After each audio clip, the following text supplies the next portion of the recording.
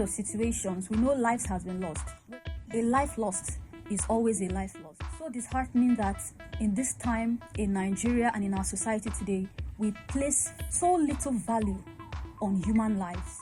I wouldn't want to start analyzing the situation because we cannot really know what happened. If you check out the news, we have different kinds of information coming from different angles, especially on social media. It all boils down to the fact that the nerves, the emotions of our people are at an edge. And it's so bad that the first response that we have to any sort of conflict is violence. The issues surrounding the whole incident, let's look away from who is wrong and who is right.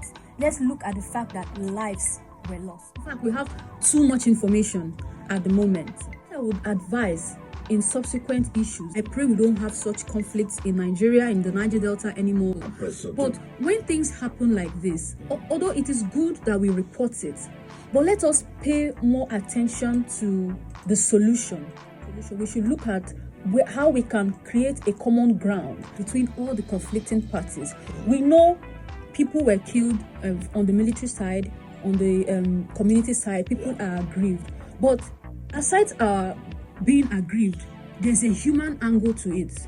I am human, you are human. The community people are humans. The soldiers are humans. Let us appeal more to the humanity of people in our reporting.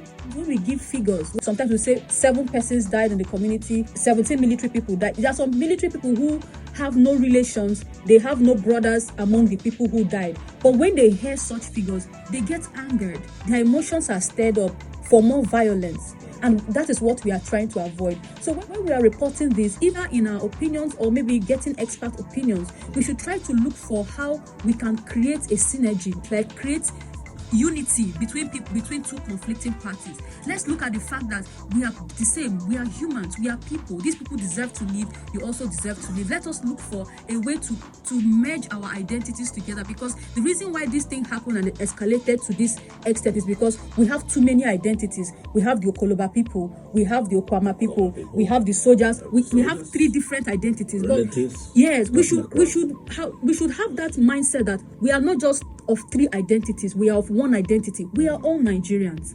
We are all humans. So why return conflict with conflict? Why return violence with violence? We should pay attention to these areas. We should not always sort violent issues out with violence. There are so many other ways that we can solve our problems.